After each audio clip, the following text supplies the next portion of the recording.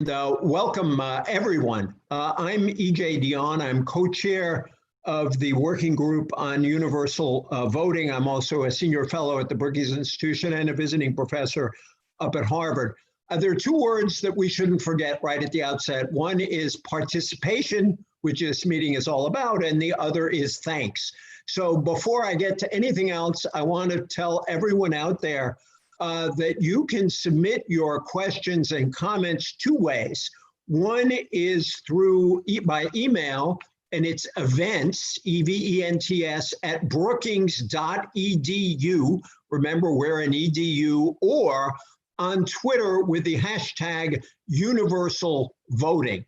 And when it comes to thanks, I have a lot of people to be thankful for. Above all of you who have joined this call today. We are deeply grateful and heartened by the number of people who wanted to join this conversation on our new report, Lift Every Voice, the Urgency of Universal Civic Duty Voting.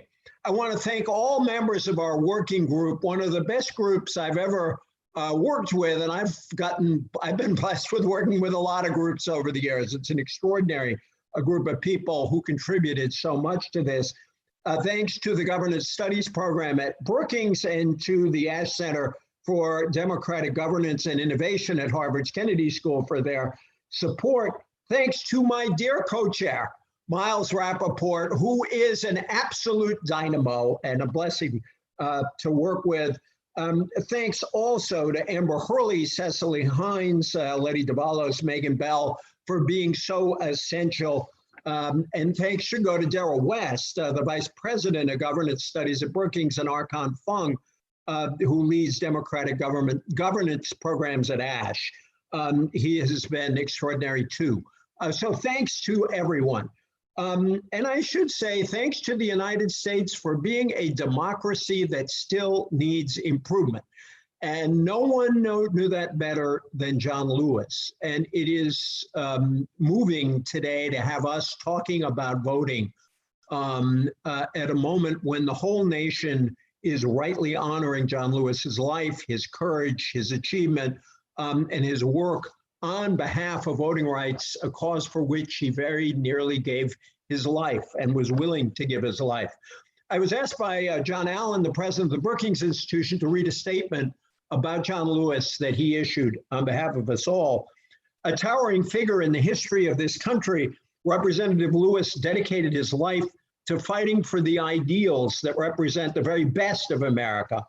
A man of unparalleled moral courage, he endured tremendous opposition and physical violence, yet never wavered in the struggle to advance an equal and just society or in his commitment to remain encouraged. As he famously said, do not get lost in a sea of despair. Be hopeful, be optimistic. Never, ever be afraid to make some noise and get in good trouble, necessary trouble. We will find a way to make a way out of no way. I love that line from John Lewis. Going on with John's statement, at the end of his life, he led us in the fight for civil rights. He led us in the cause of political unity, and he led us in a spiritual purpose for doing good for all of humankind. And while John Lewis would never, ever want us to be silent, I would propose that we have just a brief moment of silence in honor of the late John Lewis.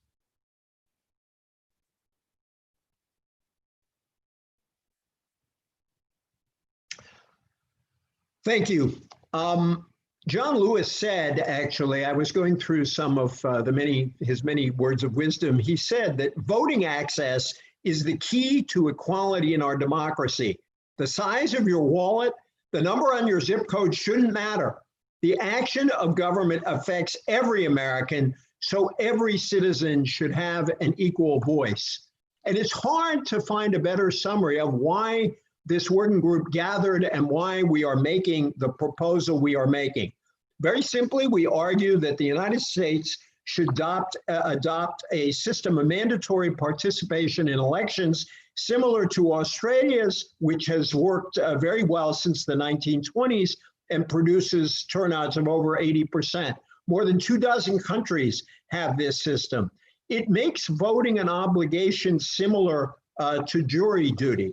Our group met with election officials at all levels, civil rights and voting rights and democracy advocates, immigrant rights groups, state legislators, local officials, and many others to test and improve our ideas and work out a detailed policy proposal, which you can find in a variety of ways on the Brookings website and elsewhere. We go out of our way to answer objections to our idea. For example, Brenda will talk about a conscientious objector provision we have. We underscore that as in jury duty, so in voting, the right and duty are one and the same. We see it as an effective way to stop voter suppression. If everyone is required to vote as an obligation, those who legislate about and manage elections will have the task of making it as easy as possible for citizens to do their duty. And so we do have a variety of other reforms that we believe are necessary to make universal civic duty voting. Our proposal combines a belief in the obligation of all citizens in our democracy to join in the task of building our future, and also an effort to make our system more equal and more participatory. And we couldn't have a better group of people to discuss this. If I spent my time reading the entire bios of all these amazing people, you would be very interested, but we would be here all day. So I will try to keep them. Brief. And I mixed up my papers here. There we are. Janae Nelson is Associate Director, Counsel of the NAACP Legal Defense and Education Fund, where she is also a member of LDF's litigation and policy teams, and has served as interim director of LDF's Thurgood Marshall Institute. Before joining LDF, Janae was associate dean for faculty scholarship and associate director of the Ronald H. Brown Center for Civil Rights and Economic Development at St. John's University of Law, where she was a professor of law. Maria Teresa Kumar is the founding president and CEO of Voto Latino and an Emmy-nominated contributor to MSNBC. Under her leadership, Voto Latino has become a key factor in national elections by directly registering over 250,000 new voters and influencing millions through viral, celebrity-driven campaigns. Fast Company named her among the 100 most creative minds in business worldwide. She is awesome, and I am grateful to be her friend. Brenda Wright is the senior advisor for legal strategies at Demos. She has led many progressive and legal policy initiatives on voting rights, campaign finance reform, redistricting, and a whole series of other issues. Here's my favorite. She has argued 2 cases before the United States Supreme Court, and I am hoping that if this idea ever becomes a reality and gets challenged in court, Brenda Wright will be there to defend it before the justices, and she will have a lot to tell us today about how she would mount that defense. Cornell William Brooks is Hauser Professor of the Practice of Nonprofit Organizations and Professor of the Practice of Public Leadership and Social Justice at Harvard's Kennedy School. That is a wonderful title, Cornell. Public Leadership and Social Justice, that has been Cornell's life. He is a visiting professor also at the Harvard Divinity School, a great preacher, as you will see.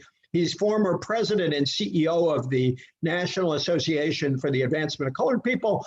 He is a civil rights attorney, and the Reverend Brooks is an ordained minister.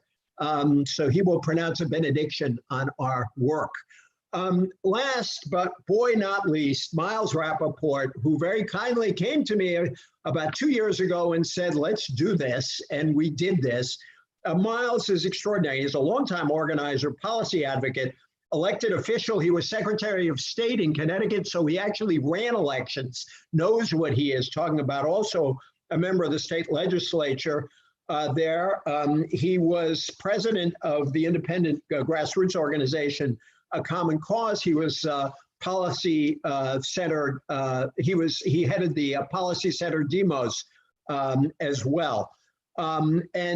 This couldn't have happened without Miles. So I'm going to start with Janae. Right now, groups like LDF are fighting voter suppression every day. How does this proposal fit into that effort? And how do you think universal civic duty voting would change our country? What are its benefits and what got you interested in this project? And thank you for joining us, Janae. You're on mute. Here we go. Thank you, EJ, for that question and for having me as part of this incredibly industrious project. I also want to thank Miles Rappaport and the rest of this working group for the exceptional work in lifting up the issue of universal voting. I became interested in this issue years ago when I taught comparative election law, and I learned about compulsory voting or universal voting or civic duty voting in other countries, and the incredible impact that it had on enlivening the democracies abroad and ensuring greater participation from all voices in a country, in a nation, to really inform the policies and the representation. And as a voting rights advocate and a civil rights advocate, I couldn't think of anything more exciting than bringing more voices into our democracy, particularly when we think about how diverse it is becoming. In the next 20 to 25 years, we will be a country that has a majority of its residents being people of color. And those are people who have been historically excluded from the electorate, who are currently being excluded from participation through widespread voter suppression tactics.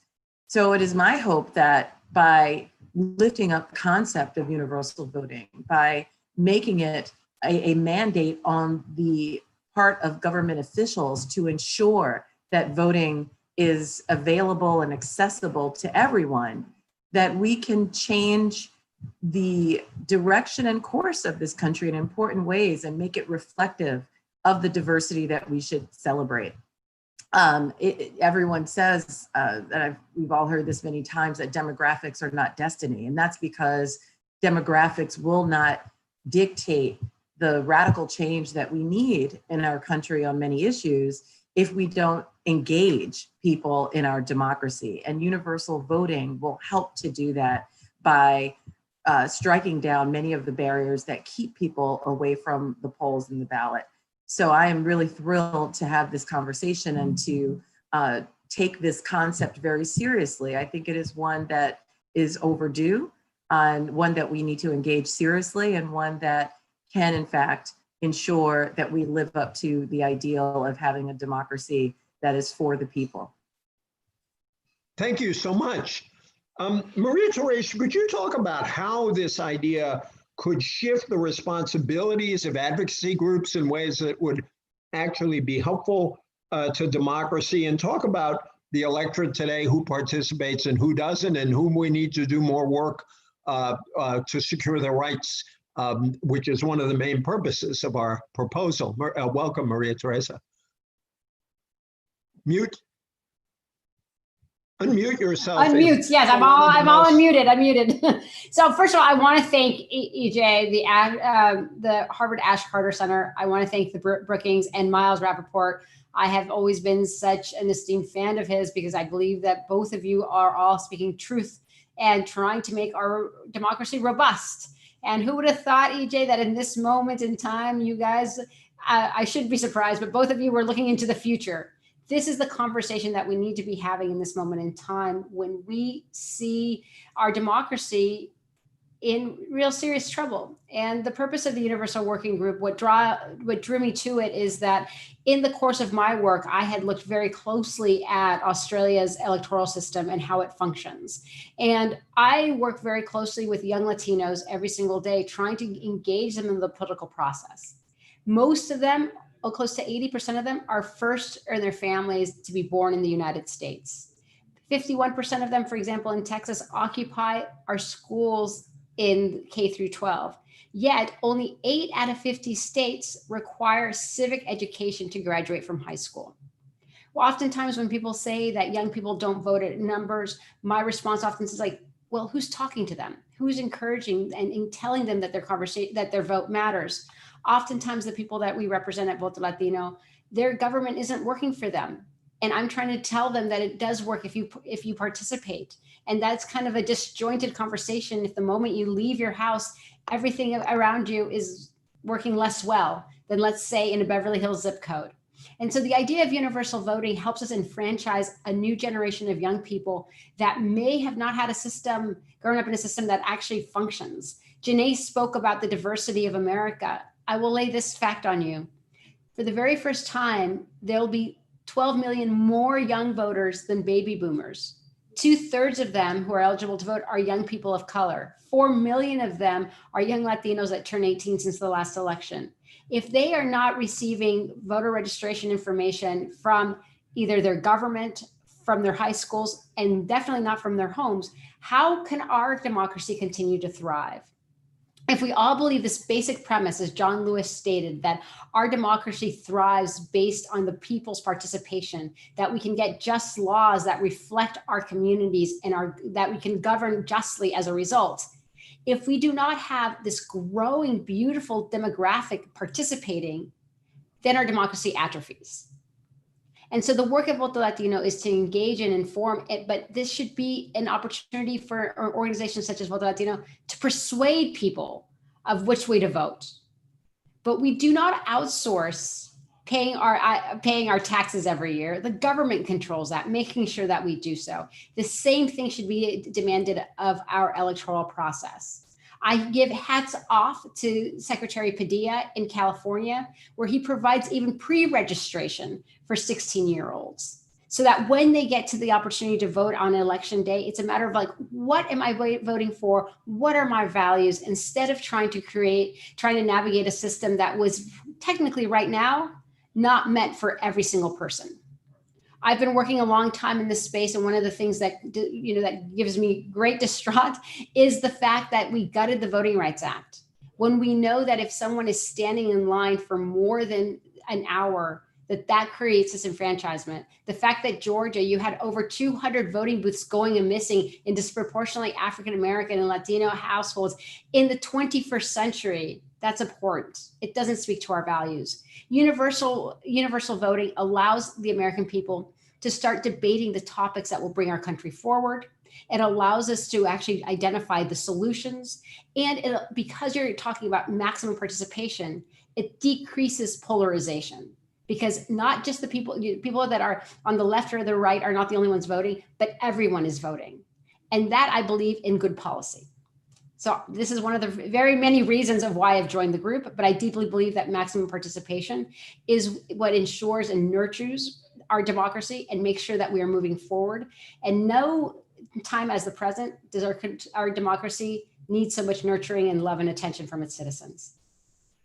But I thank you for underscoring a couple of really important points in the report. One is this is actually a depolarizing idea, because political candidates would know that they cannot simply appeal to a base. They have to appeal to the entire electorate, and they can't just pay attention to likely voters. Second, the issue of fixing so many other things that are wrong about our electoral system is at the heart of this report. This works in Australia because people don't have to wait endless hours to vote. They have enough polling places. And I want to shout out President Obama's commission on voting, headed by a partisan Republican, Ben Ginsburg, and a partisan Democrat, Bob Bauer, where I think a simple radical reform is nobody should have to wait more than a half hour to vote. And in Australia, more than 96% of people are registered. That is a key point. That is part of our report. So thank you for bringing those home. Brenda, we have talked a lot about this. All of us have debated this idea with people. Some people are skeptics. And that is one of the reasons why we asked you and Allegra Chapman and Cecily Hines and so many others to do work on our section about constitutionality. And essentially, I want you to give our viewers a preview of what you will tell the United States Supreme Court when our idea wins mass approval around the country. And No doubt, as a friend of mine once said, if it's not important, people don't sue, and this is important, so they probably sue. So go ahead, Brad, tell us, give us. Okay.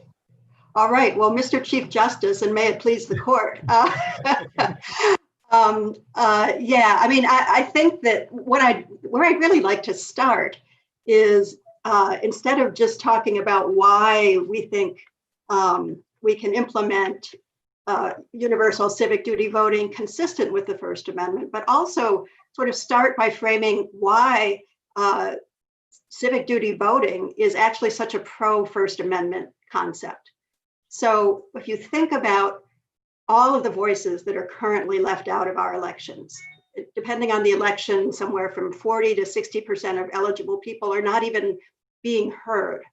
Think of how much enriched our national discussion will be by bringing all those voices in.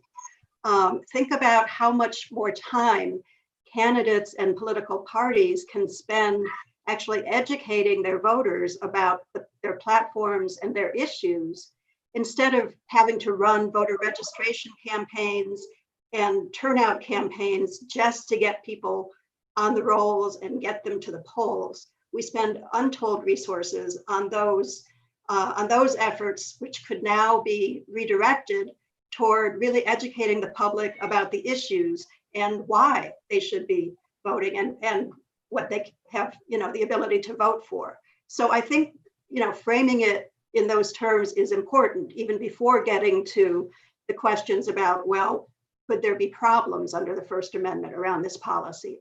So we have looked at that issue very carefully, and the way we have designed the policies for implementing civic duty voting, we are very confident would avoid concerns about the First Amendment.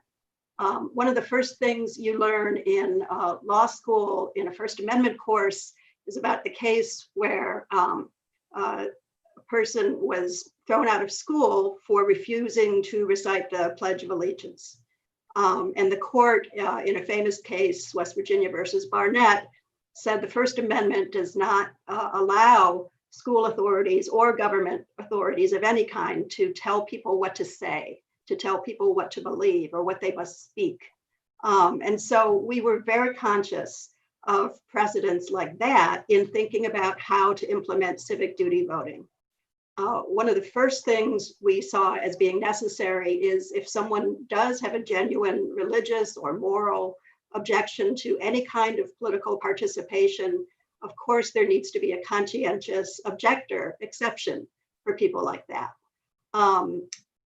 Even beyond that, if someone generally is interested in voting, but simply can't get to the polls in a particular election, maybe they're sick, maybe they have childcare responsibilities, maybe they can't get away from their job, although we do think there has to be paid time off to go along with this policy, but for whatever reason, in terms of how this would be enforced, if you have a legitimate excuse, you're not going to end up getting any kind of fine or penalty for not coming out and voting.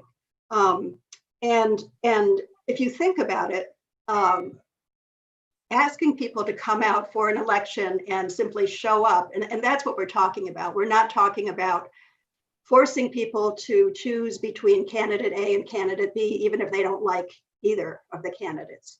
We're talking about a system that would have a clear none of the above option, or as in Australia, you could even turn in a blank ballot, and that would totally satisfy your obligation to show up at the polls. And those kinds of implementation policies, I think, are, we thought about very carefully, and we're very confident that if we follow those policies and procedures, we don't have any First Amendment problem with establishing voting as a civic duty. And I'll say one last thing along those lines. If you think about jury duty, which is something that is widely accepted, that is far more intrusive of individuals' time and attention than is the requirement of showing up for voting in various elections. If you think about being called for as a juror you may be there for a week, you may be there for several weeks, sometimes you're there for a month. And then at the end of all of that, you actually have to cast a vote for guilt or innocence, or for the plaintiff or defendant. And we accept that as part of the necessary apparatus of government to make sure that everyone has access to a fair trial. And so if you think about it in those terms, asking people to come out and vote periodically and making it a duty is right in line, and in fact, much less onerous than many of the things that we already expect citizens to do. So I'll stop there.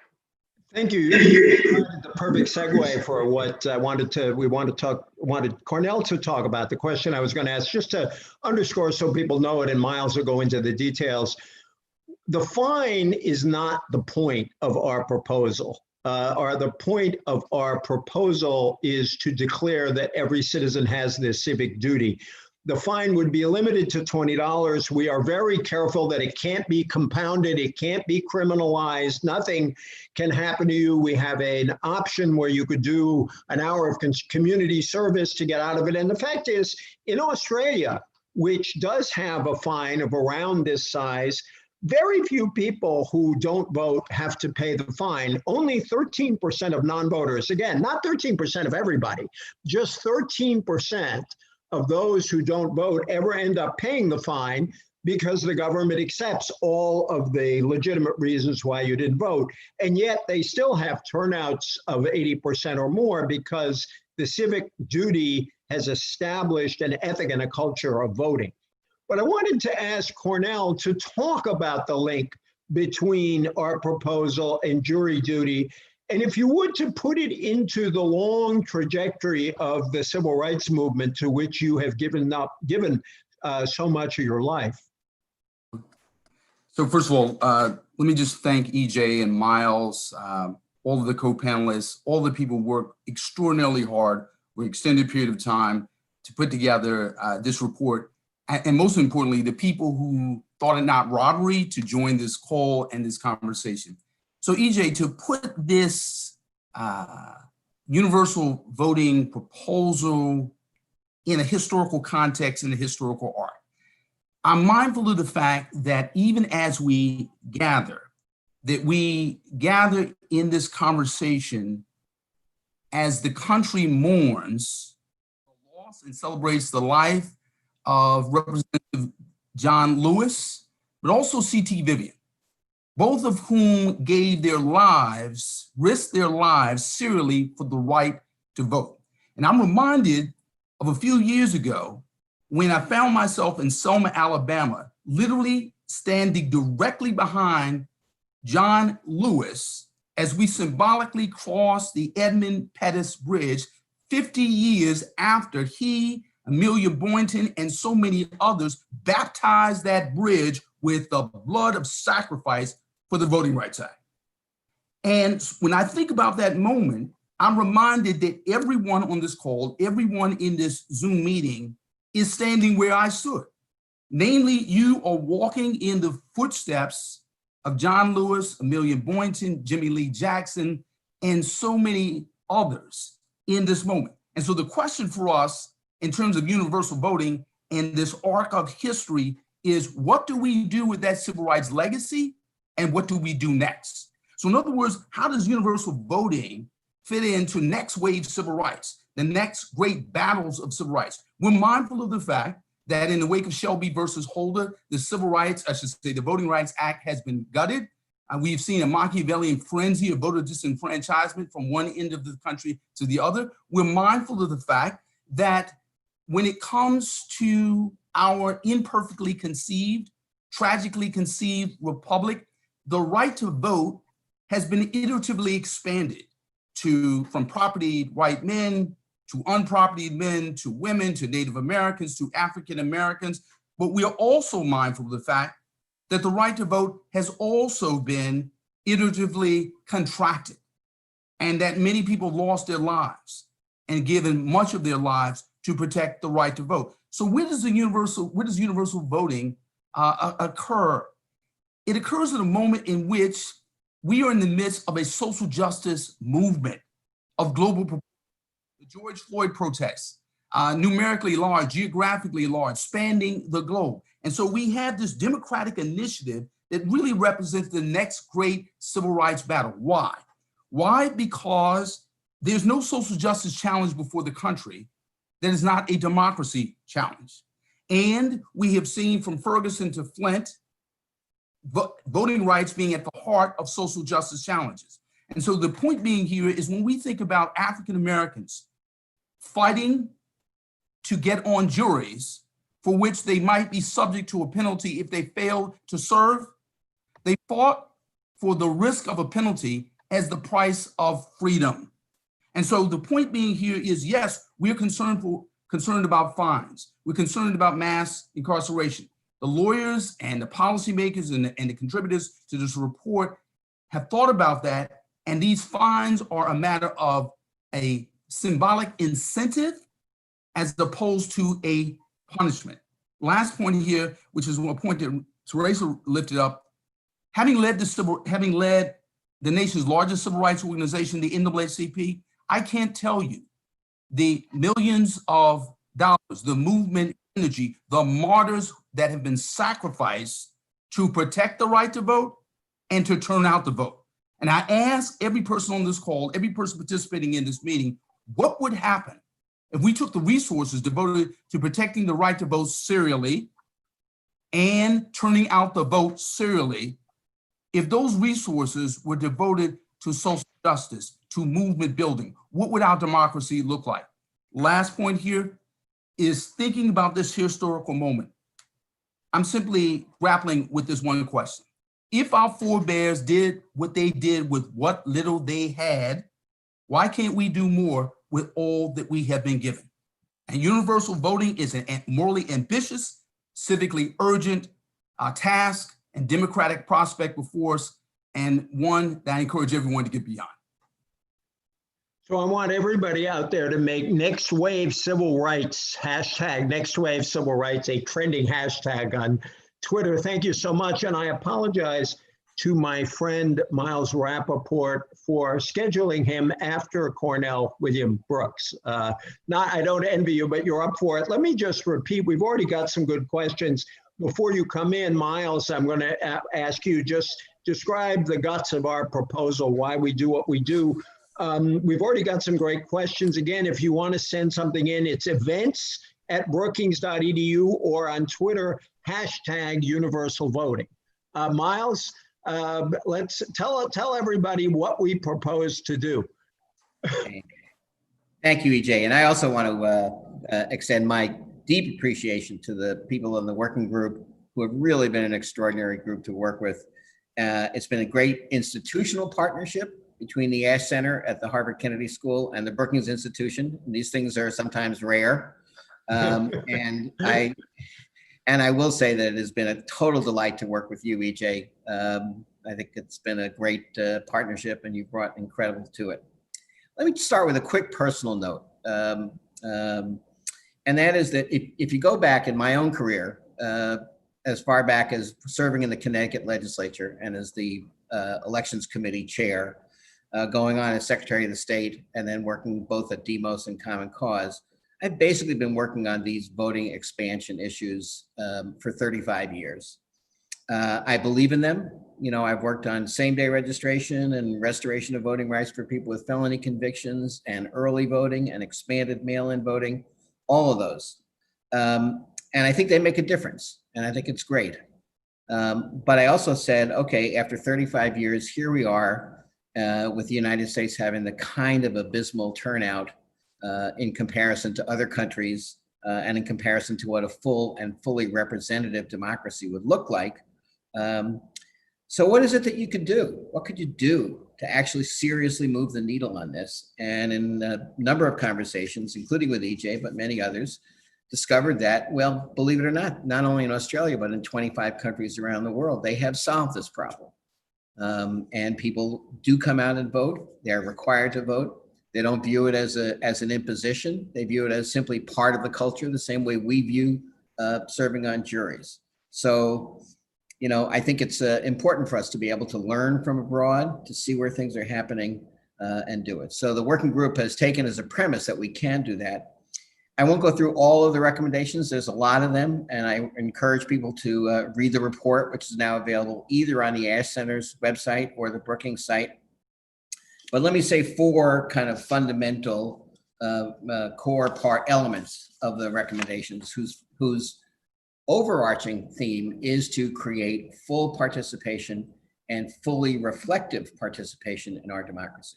So the 4 elements are: 1, we think that universal civic duty voting can happen at any level of government.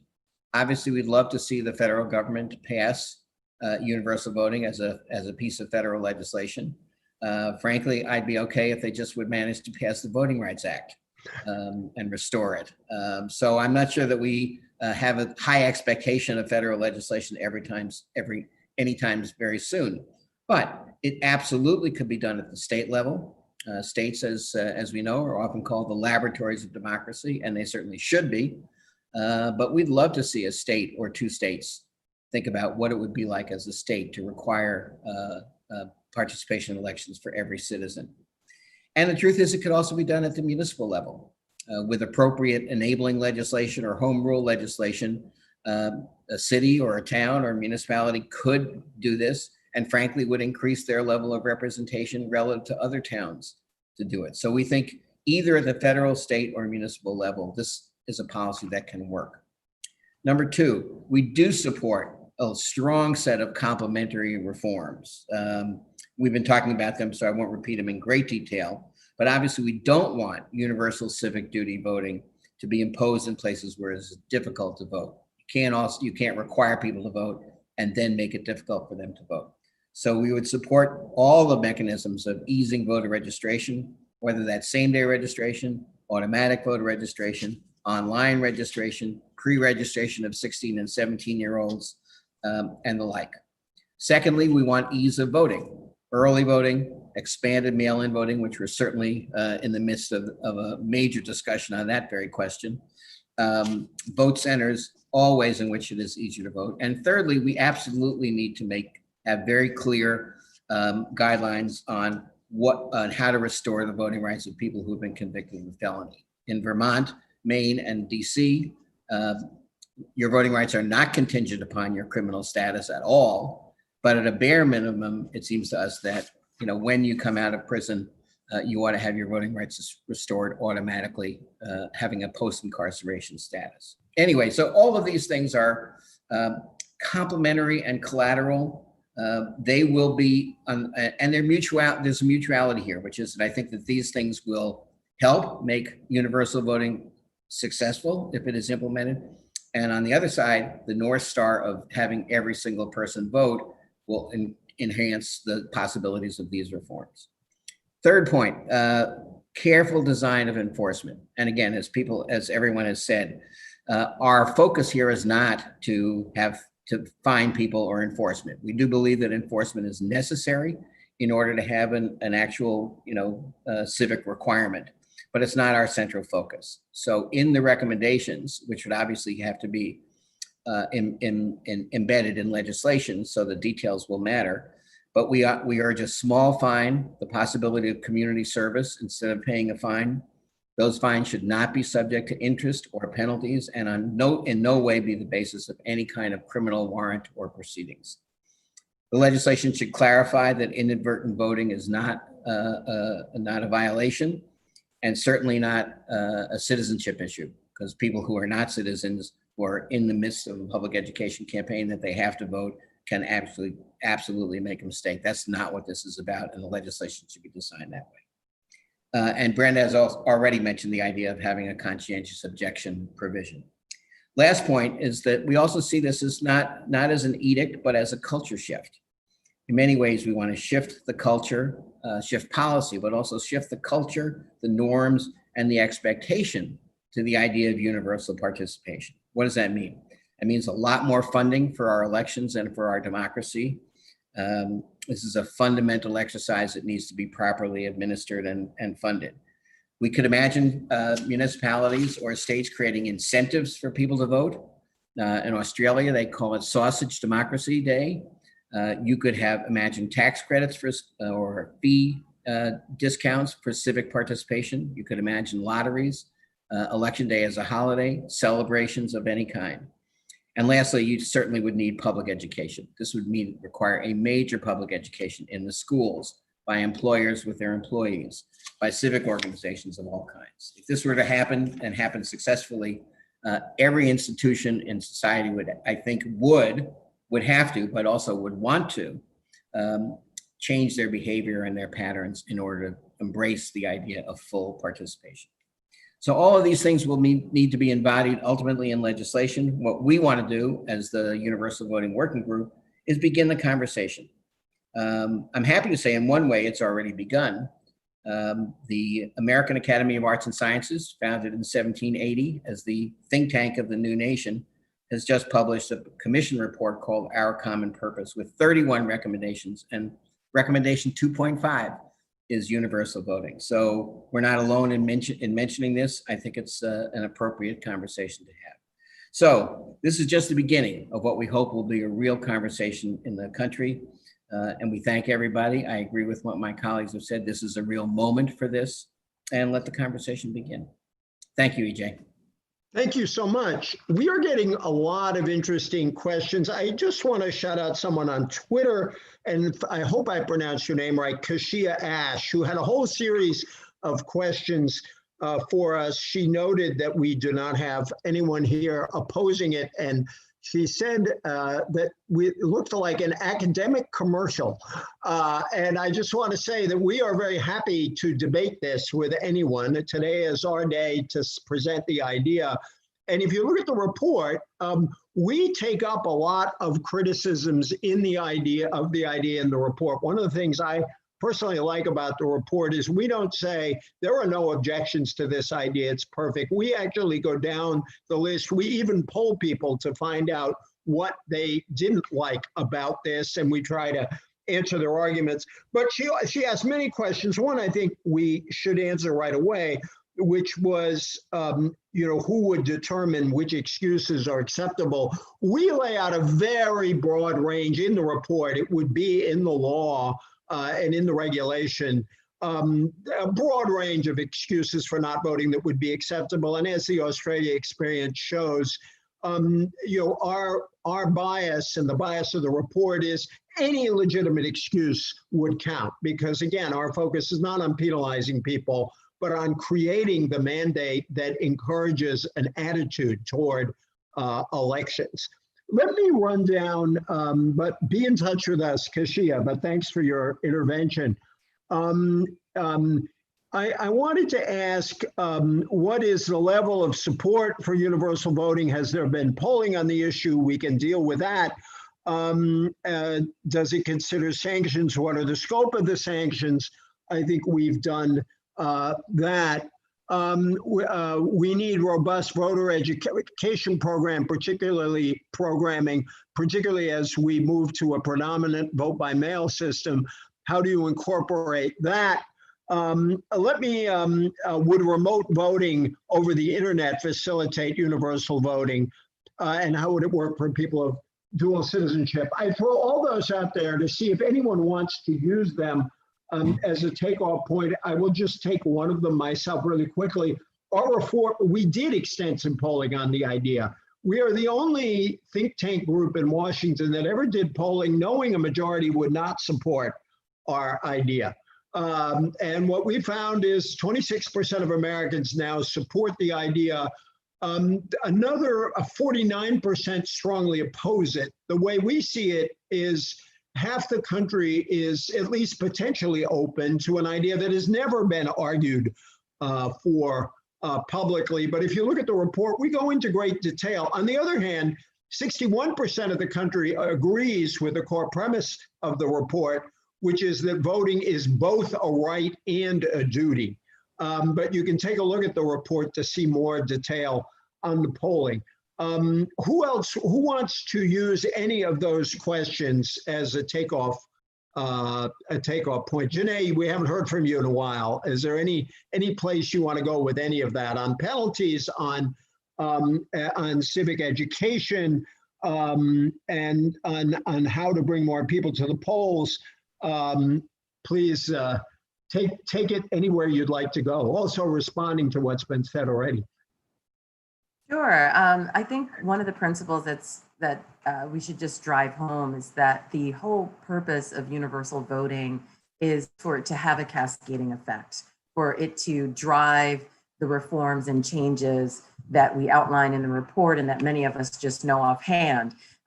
Automatic voter registration, early voting, support for paid voting in terms of people who need to take leave from work, that they will not miss pay, that they will have the leniency of their employer to enable them to take the time to do that.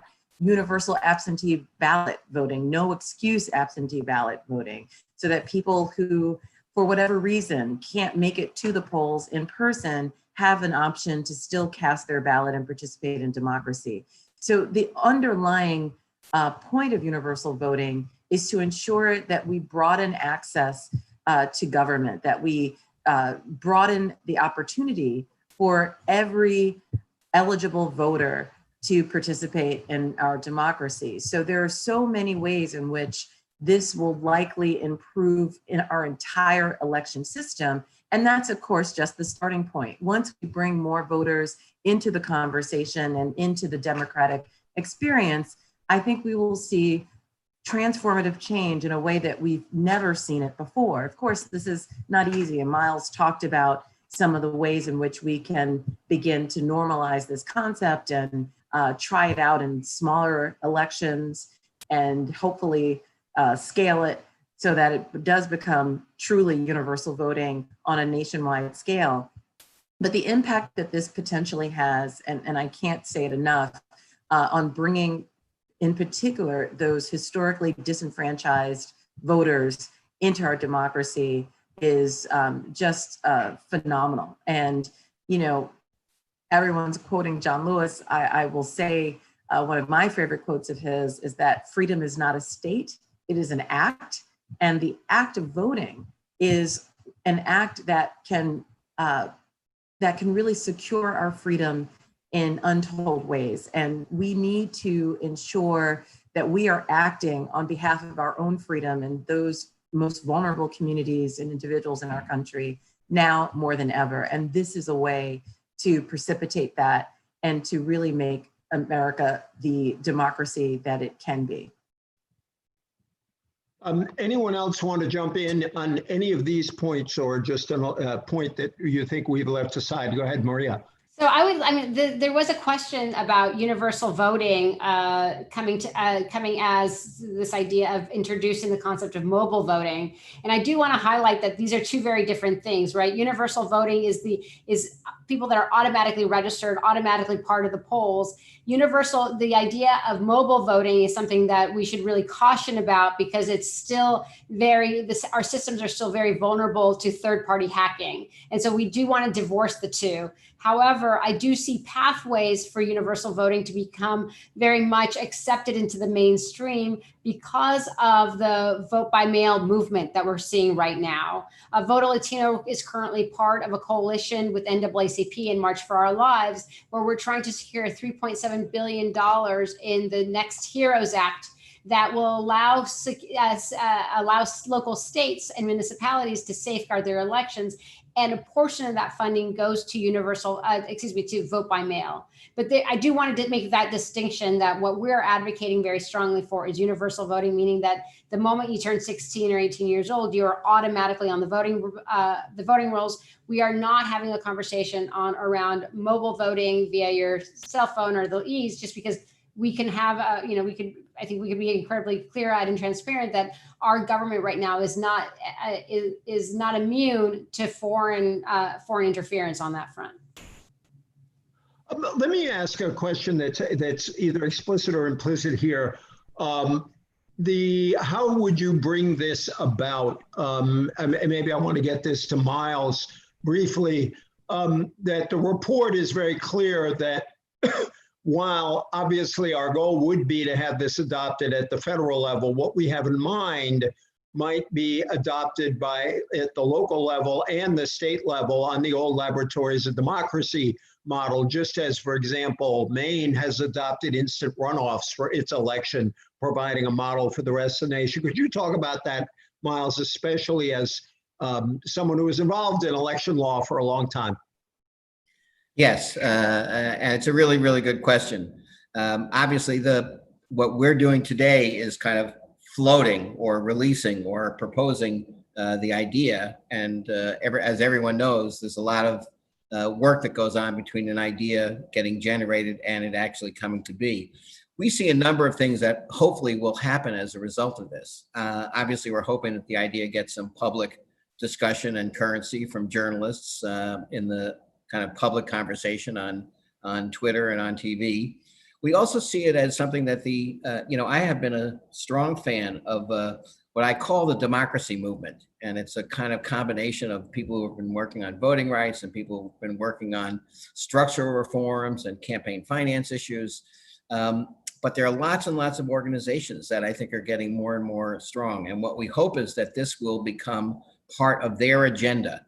That organizations will see that in addition to the work that they're doing, whether it's on ranked choice voting or same-day registration or fighting voter suppression, that adding this to that agenda would make sense. I also think there are a large number of elected officials. I mean, obviously, this has to be embodied in municipal ordinances or state legislation or secretaries of the state that I think are deeply committed to the idea of getting people into the process in much, much larger numbers.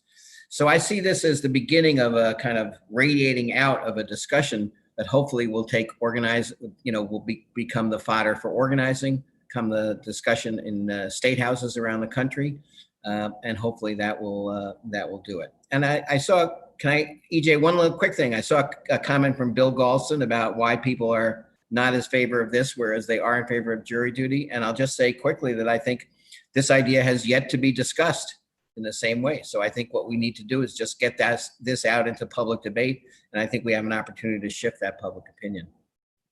Yeah, one thing I wanted to say, and then I wanted to ask something, maybe a question that came up to Cornell and Brenda. The one thing I want to say is this seems like a radical departure for us.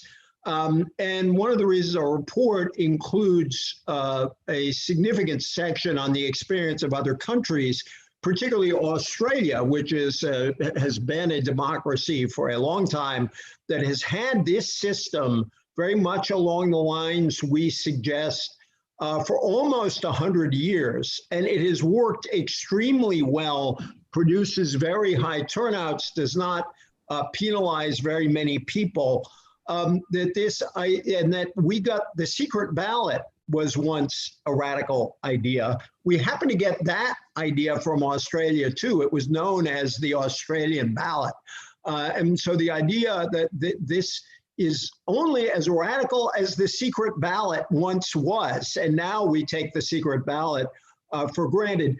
One of the questioners expressed worry about, quotes, ignorant voters. Now, we have a whole section in our report taking on that very point. I think that I sort of object to the concept on principle myself, because I don't know, we tend to describe voters as ignorant who happen to be the voters who disagree with us, and voters as brilliant, the ones who agree with us.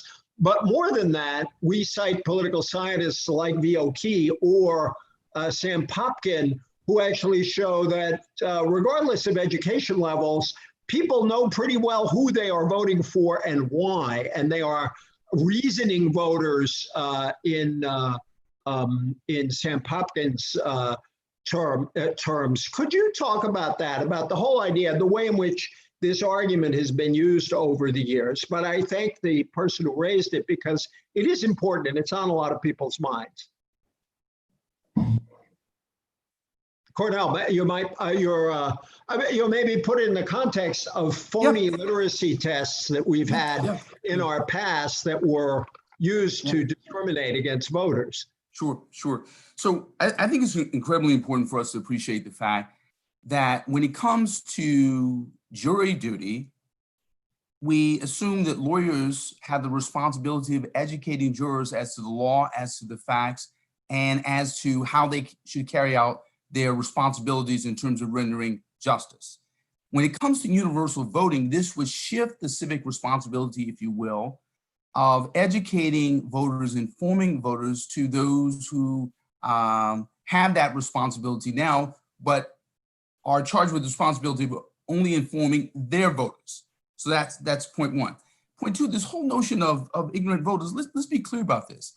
You know, literacy tests were used as a way of keeping out people who supposedly, ostensibly, are not well informed enough to vote, which devolved into people being asked to posit how many bubbles were in a bar of soap in order to, the point being here is there is no intellectual threshold in our democracy for participating in the democracy. Point one. Point two, the very folks who were subject to a literacy test literally wrote the Constitution.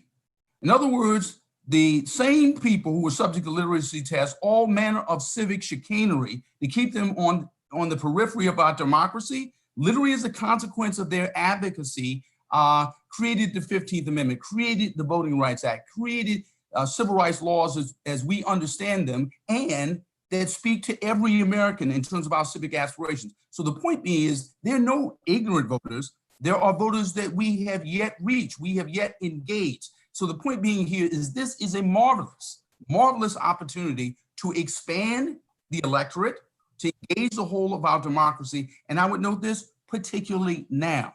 We're in the midst of a global social justice movement. And so in other words, if activists around the world can communicate the means of protest, activists around the world can communicate the means and the mechanics of our democracy, namely universal voting. Let me ask Janae, what do we learn from the census and the laws around the census that apply to this issue, as you suggested in the chat? Yeah, I think it's so important to underscore, particularly in this year when the census is being taken, that census participation is also required under our Constitution. There are many ways in which residents of this country are compelled to participate in this democracy. So the idea that we require some form of participation, whether that be, as Brenda pointed out earlier, simply saying none of the above or sending in a blank ballot, but just engaging in this process is not as onerous as it may sound at first blush, and is certainly not the encroachment on individual liberty that many people make it out to be. We cannot forget that those detractors from this concept are the same ones who want to engage in voter suppression tactics and keep people, as Cornell so eloquently said, at the periphery of our democracy. So there are legitimate concerns, and one that's been raised in the chat about whether this might disproportionately fall on Black and Latinx and Indigenous peoples, folks who've been historically disfranchised. That is clearly not the goal of this group. At the Legal Defense Fund, we have worked since our inception 80 years ago to fight for inclusion, particularly of Black people and of all people in our democracy. And the way to ensure that they will not be disproportionately harmed by any requirement to vote is to make that requirement easy to satisfy, to ensure that all of those access points are open before the requirement even comes into play. And that is why there's such a symbiotic relationship between the idea of universal voting and eliminating voter suppression tactics and opening up our democracy's portals to everyone. And we're extremely excited about the potential that this concept has, even just to open up the conversation about who gets to participate in our democracy. Thank you so much. There's one question, by the way, what elections would this apply to? We say major elections. We understand that there are some jurisdictions that might have 3 elections a year.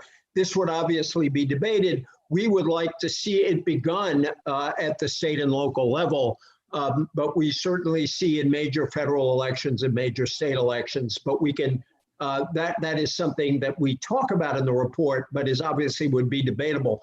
I'd like to ask Brenda, Maria Teresa, and Miles to offer some closing thoughts, and then I'm going to offer one before we go. Brenda, among other things, I think it might be useful to talk about places where there is particular potential to experiment with this, because some states give enormous authority to localities in their state constitutions to experiment. It's one reason I love that part of the report that Brenda and her colleagues work so hard on, is it really points out how this presents itself in different ways in different places. Brenda, go ahead. Sure. Yeah, we were very interested in looking at states where municipalities have, it's usually called home rule power, to make their own laws around elections and election procedures, because in many ways we see experimenting with this at the municipal level as perhaps a very promising way to open this up. And we had a lot of assistance. Actually, shout out to Josh Douglas from the University of Kentucky. He coined the phrase. He did a lot of this work to see exactly which states have the best laws, and there are 12 or so of them. And he said he likes to say that just as states can be the laboratories of democracy, municipalities can be the test tubes of democracy. and so the report, I won't try to list all of the states, but there's about a dozen states where municipalities most likely have the authority to go ahead and experiment with a policy like this.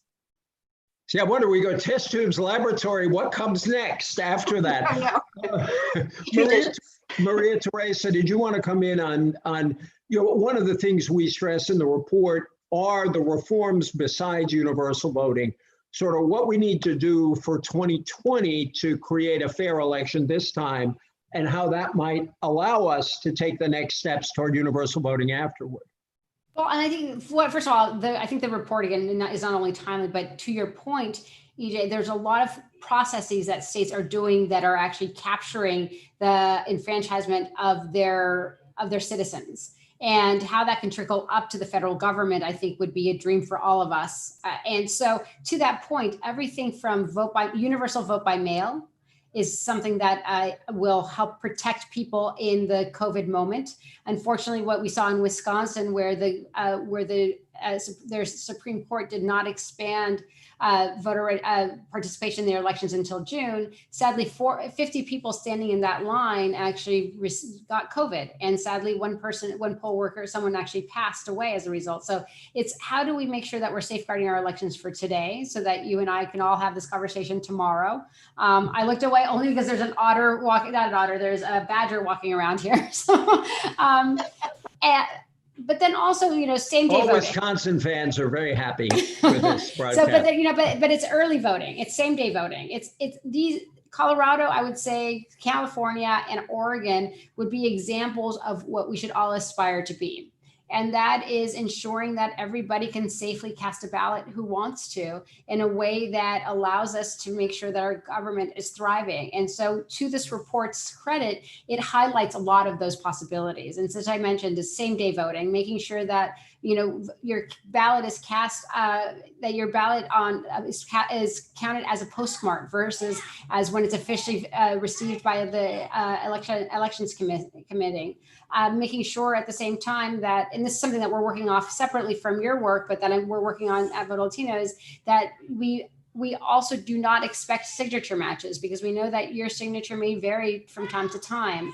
And these are things that are in some states that are recognized as universal, and other states, sadly, the ones that are quickly experiencing a change in demographics, whether it's Latinx or whether it's youth, and sometimes it's both, they are creating different barriers to these participations. And so the Universal Task Force allows, my son is yelling groundhogs. There's a groundhog, literally a groundhog. I know, Papito. So, you should come and say hello to everyone.